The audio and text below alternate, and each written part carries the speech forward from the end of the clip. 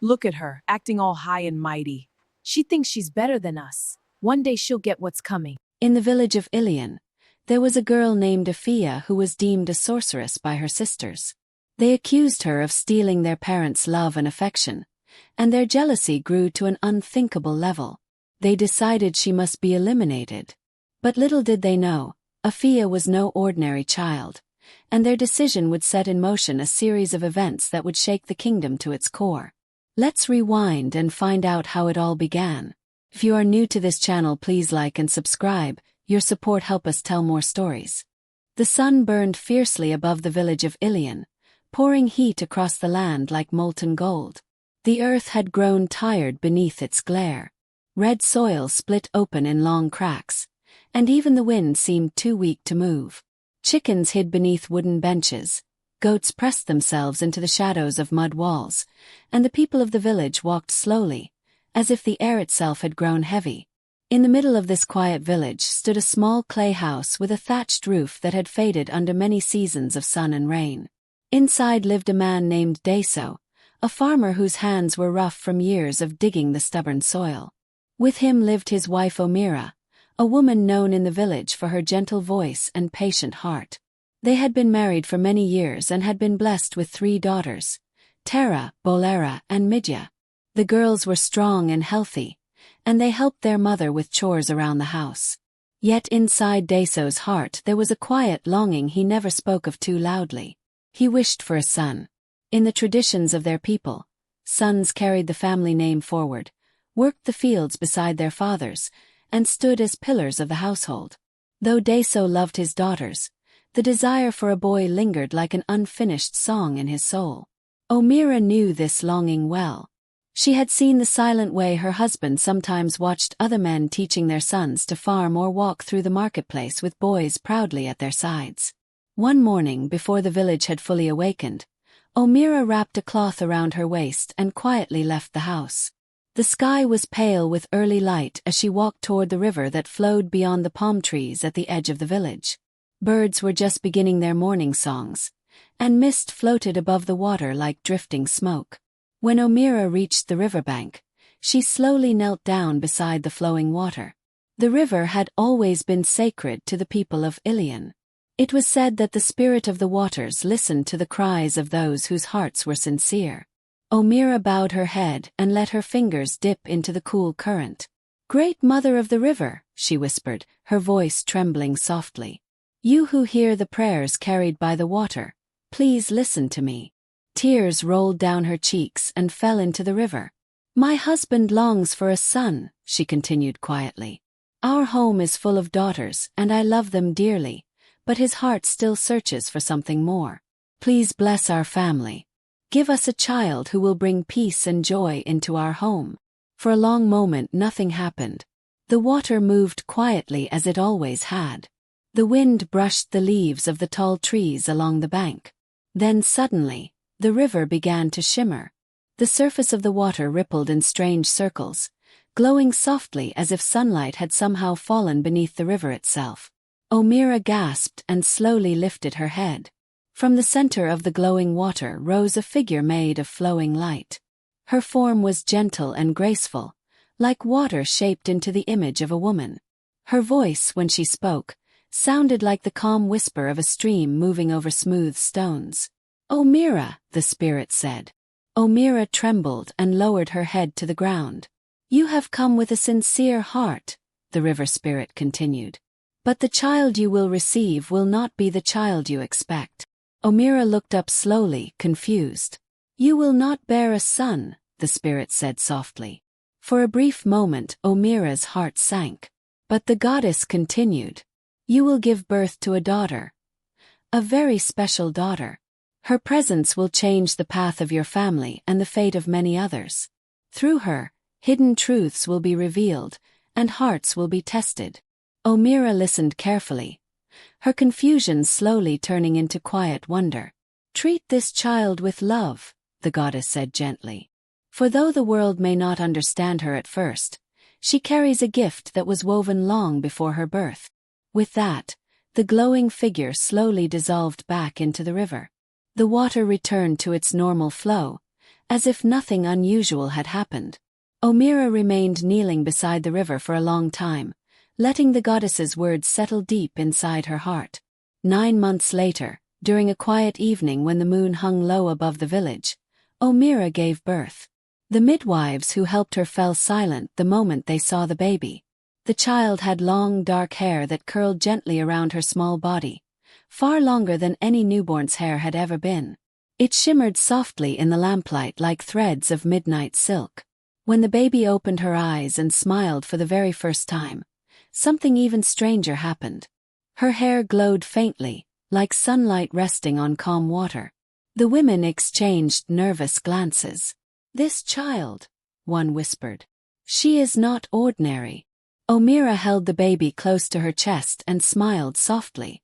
"We will call her Afiya," she said. News spread quickly across the village. People began to whisper. Some said the child had been blessed by the spirits of the river. Others believed she carried a mysterious destiny. As Afiya grew, the strange beauty of her hair became impossible to ignore. It grew longer and longer with every passing year, flowing behind her like a dark river whenever she walked through the village paths.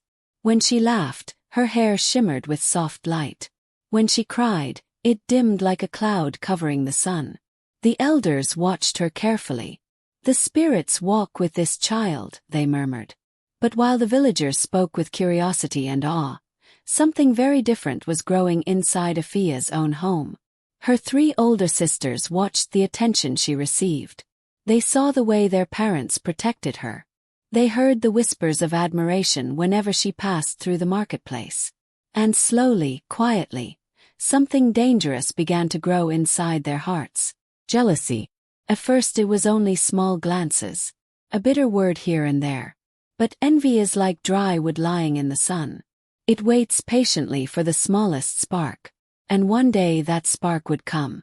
When it did, the life of young Afiya and the destiny of the entire kingdom would change forever. Morning came softly to the village of Ilian, carried by the sound of roosters and the distant rustling of palm leaves swaying in the breeze. Smoke rose from cooking fires as women prepared the first meals of the day, and children ran through the dusty paths with laughter echoing between the mud houses. Inside Deso's small compound, the day had already begun. Tara, Bolera, and Midya stepped outside with clay pots balanced against their hips, preparing to walk to the river to fetch water for the household. It was a task they performed almost every morning, following the narrow path that curved between farms and mango trees before reaching the cool riverbank. Behind them walked Afiya. She carried her own pot carefully on her head, moving with quiet grace. Her long hair had been wrapped gently inside a bright cloth so it would not drag along the ground, yet even covered, its unusual length was obvious. As she walked, the early sunlight touched the cloth wrapped around her hair, and a faint glow shimmered through the fabric. Villagers who passed along the path often paused to look at her. Some smiled kindly, others whispered. But behind Afiya, her sisters watched her with very different thoughts. Tara, the eldest, narrowed her eyes as she glanced over her shoulder. "Look at her," she muttered quietly so Afiya would not hear. "Walking like she is some kind of princess." Bolera snorted softly. "She acts as if the whole village belongs to her," she said bitterly. "Mother is always worried about her hair, afraid she might stumble or get hurt. Meanwhile we do all the work." Midya, the youngest of the 3 but the sharpest in temper, kicked a small stone along the path. "Father looks at her the way he never looks at us," she said with a low voice filled with resentment. "Whenever she smiles, they both forget we even exist." Tara nodded slowly. "It has always been like that," she said. "Ever since she was born." The 3 sisters continued walking, their anger quietly feeding on itself. Ahead of them, Afiya remained unaware of their whispers. She simply followed along the dusty road, careful not to spill the water pot she carried.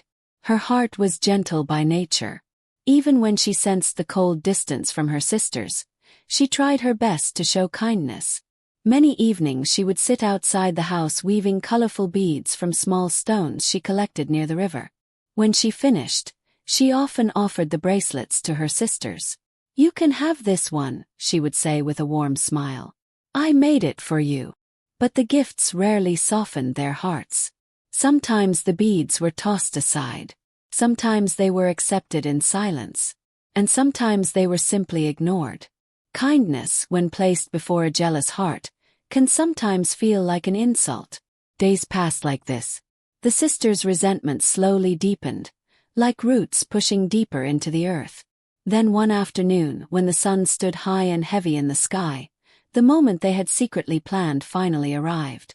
Their father, Deso, had gone far into the fields to tend the crops. Their mother, Omira, had taken baskets of vegetables to sell at the village market. The house stood quiet. Tara glanced at her sisters. "This is the day," she whispered. Bolera nodded. Midya's eyes gleamed with excitement.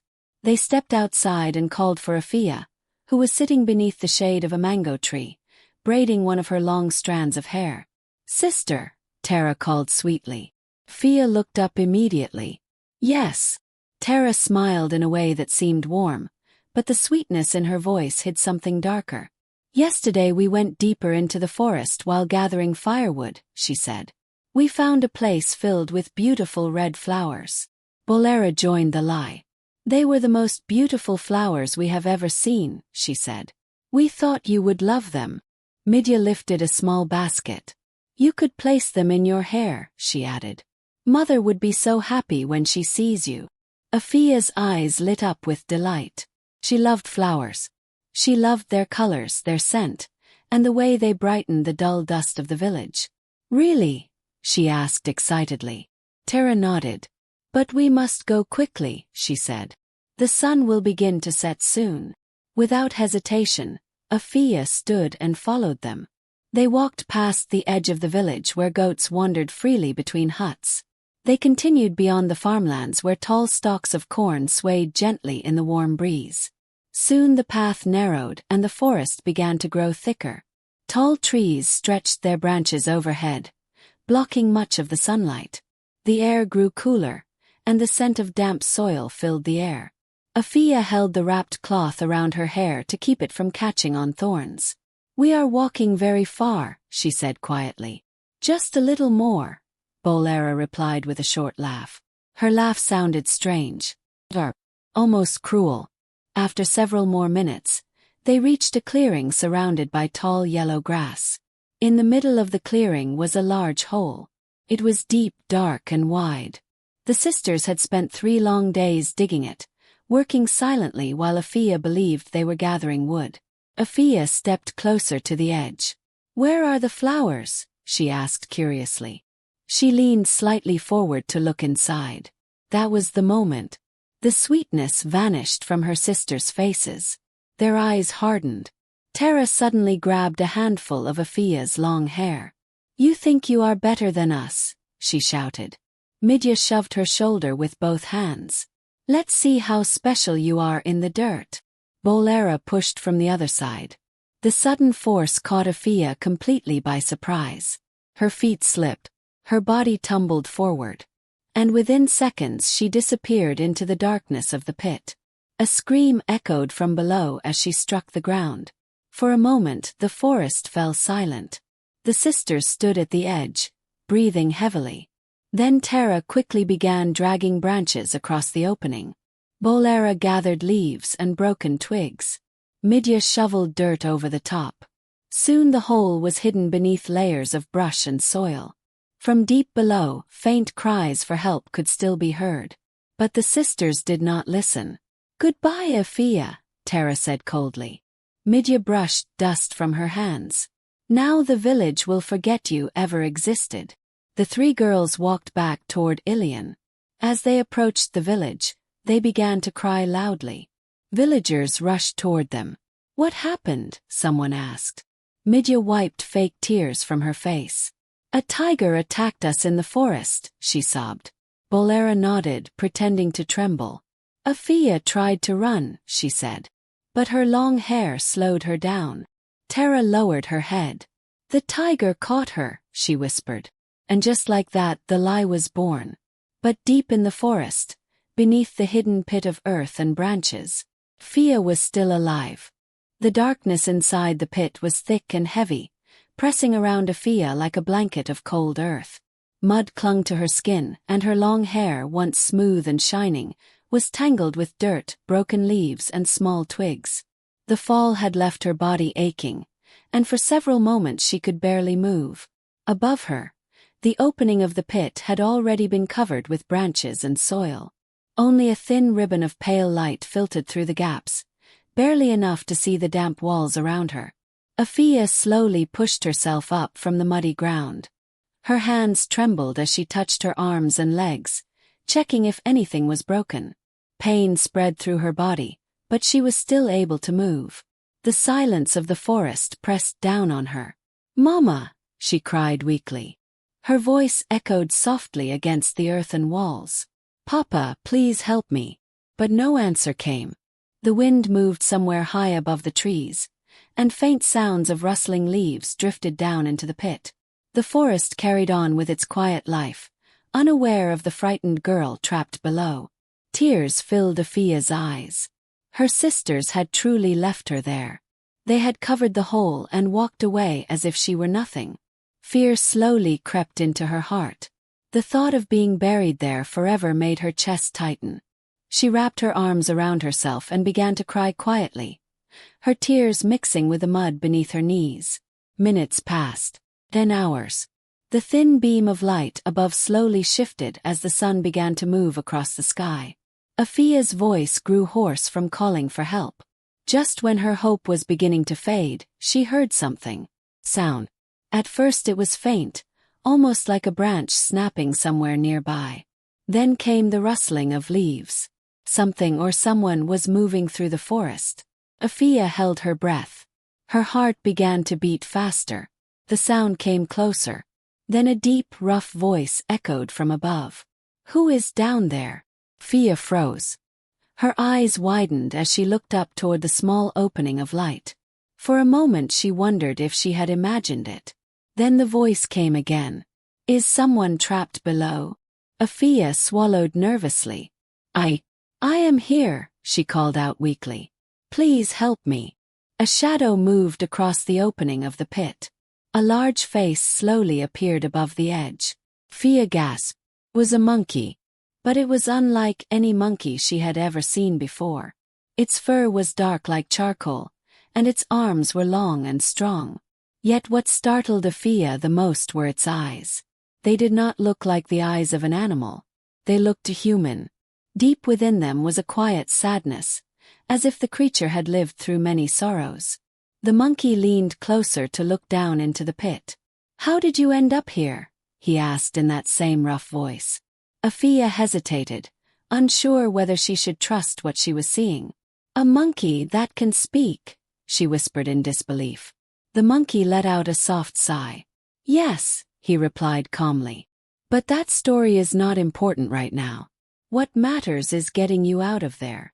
Afiya wiped her eyes with the back of her muddy hand. "My sisters pushed me," she said quietly. "They buried the pit so no one would find me." The monkey's gaze softened. He studied the frightened girl for a moment, her tangled hair, her trembling hands, and the tear streaks across her face. "Hold on," he said firmly. "I will help you." With surprising agility, the monkey jumped down into the pit. His powerful arms gripped the dirt walls with ease as he landed beside her. Close, he seemed even larger. Afiya instinctively stepped back. "Don't be afraid," the monkey said gently. His voice, though rough, carried a strange kindness. "I will not harm you." He crouched down in front of her. "Climb onto my back," he instructed. "Hold on tightly." Afiya hesitated only for a moment.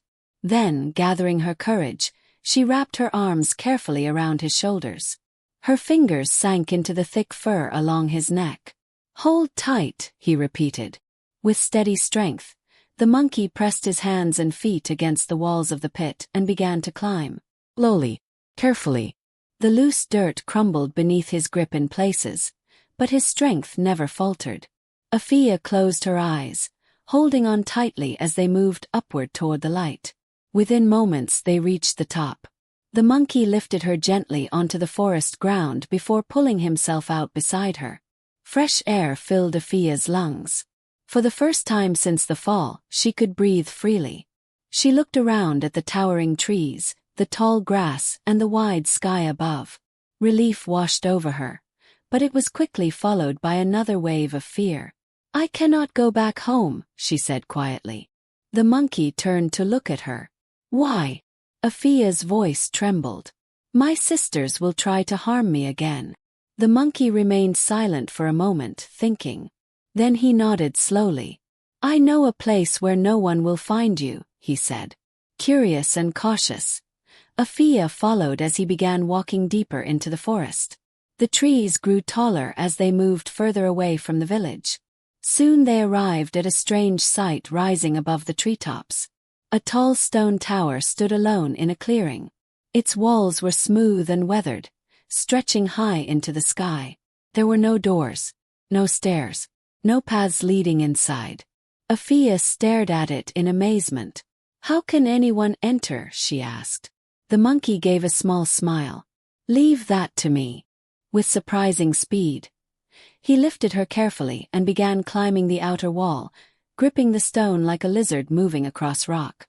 When they reached a small window near the very top, he helped her climb inside. The room was simple but safe. Soft leaves covered the floor, and old blankets lay neatly stacked in one corner. "You will stay here," the monkey said gently. "No one comes near this place." He turned toward the window. "But remember one thing." Afiya looked up at him. "Do not open the window for anyone except me." Life inside the tall stone tower slowly became Afiya's new world. At first, the silence felt unbearable. The tower stood alone in the middle of the forest, far from the sounds of the village, far from the laughter of children, and far from the voices of her parents. From the small window at the top, she could see endless stretches of green trees and distant hills fading into the horizon. The wind often whispered through the leaves below, and birds sometimes rested along the tower walls before flying away again. But most of the time the place remained quiet, so quiet that Afiya could hear her own breathing echo inside the empty room. She often sat near the window, hugging her knees, thinking about home. She wondered if her mother was still crying for her. She wondered if her father had searched the forest. Those thoughts made her chest ache. Yet despite the loneliness, she was deeply grateful to the strange creature who had saved her life. Every morning, the monkey would leave the tower, disappearing into the forest in search of food. He moved swiftly through the trees, his long arms carrying him easily from branch to branch. Before leaving, he always reminded her gently, "Do not open the window for anyone except me." And each evening, just as the sun began to sink behind the tall trees, Afiya would hear the familiar signal rising from below. Hoot, hoot, clack. 2 low calls followed by the sound of 3 claps. Her face would immediately brighten. "That's him," she would whisper happily. She would run to the window and push it open. The monkey would climb quickly up the stone wall, carrying fruits he had gathered, mangoes, bananas, and sometimes fresh water in a small gourd. Those quiet evenings became the warmest part of her days. They would sit together in the tower as the sky slowly darkened outside. The monkey would tell her stories about the forest, about the ancient trees that had stood for hundreds of years, about the birds that traveled across distant lands, and about the stars that watched silently over the world each night. Slowly, Afiya began to feel less afraid. But one afternoon, something happened that brought all her fears rushing back. The sun was high in the sky, and the forest air was warm and still. Afiya sat near the window brushing the tangles from her long hair. As she worked, she softly sang a lullaby her mother used to sing when she was younger. Her voice floated gently out of the window and drifted down through the quiet forest. Suddenly, she heard voices, angry voices. Her heart stopped. She carefully crawled toward the window and looked down through the leaves growing along the tower walls. Below, standing near the base of the tower, were 3 familiar figures. Tura, Lura, Mia, her sisters. They were carrying baskets filled with firewood, their faces shiny with sweat from walking through the forest. Midya spoke first, her voice sharp. I told you I heard someone singing, she said. Bolera shook her head. You're imagining things, she replied. Afiya is gone. The tiger took her. Midya crossed her arms. Yes, she hissed. That girl is dead. Afiya's body trembled. She quickly crouched down, hiding from the window. Her heart pounded so loudly she feared they might hear it. But as she moved, her elbow brushed against a small stone resting on the ledge. The stone slipped, fell, clink. The sound echoed as it struck the ground near Bolera's feet.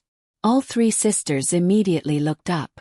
Afiya pressed herself against the wall, barely daring to breathe. The seconds stretched painfully. Below, the sisters stared at the tower. This place feels strange, Tara murmured uneasily. Midya frowned, scanning the tower walls. For several tense moments, they argued quietly among themselves. Then finally Bolera sighed. Let's go, she said. We are wasting time. Slowly, the three sisters gathered their baskets and walked away through the trees. Only when their voices faded into the distance did Afiya allow herself to breathe again. Tears filled her eyes. Even hidden far away in the forest, she could not escape their hatred. She curled up in the corner of the tower and waited silently for the sun to set. When night finally arrived, the forest grew calm again. Then, from below, she heard the familiar signal. Hoot, hoot, clack. The monkey had returned. That night, as the monkey climbed up to the window, Afiya's fear reached a boiling point. They're still looking for me, she cried. The monkey, ever kind, comforted her, telling her stories and offering her a mango. You are safe here, he said.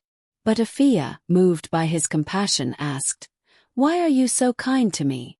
The monkey's eyes grew sad, and he did not answer. Afiya realized then that the monkey was more than just an animal. He was a soul, one that had been cursed. She kissed him on the cheek, and in that moment a brilliant light filled the room. The monkey was transformed into a handsome man, wearing royal clothes. I am Prince Zavi, he said, smiling gently. Your kiss broke the curse. I was once a cruel man, consumed by pride. A spirit cursed me, turning me into a monkey. Overwhelmed with joy but still uncertain, Afiya agreed to go with Prince Zavi. They returned to the village, where her parents were overjoyed to see her alive. But her sisters, Tara and Bolera, stood frozen in fear and jealousy. The prince declared, Afiya saved my life. Now I want to take her to my kingdom. That night, as Afiya prepared to leave, her sisters entered her room with a knife. They cut off her long, beautiful hair, laughing cruelly. But as they did, something terrible happened. Afiya's hair transformed into writhing snakes. Her eyes glowed with an eerie light. Midya froze, her body turning to stone. Prince Zavi, seeing Afiya's pain, kissed her, and the curse was broken. Her hair returned to its golden beauty, and she was restored. The prince took Afiya to his palace, but he did not forget what her sisters had done. He had them turned into statues of stone and placed them at the gates of the palace for all to see. Afiya and Prince Zavi lived happily ever after, and Afiya used her kindness and beauty to ensure that every child in the kingdom felt loved, no matter their differences. Please like and subscribe for more stories.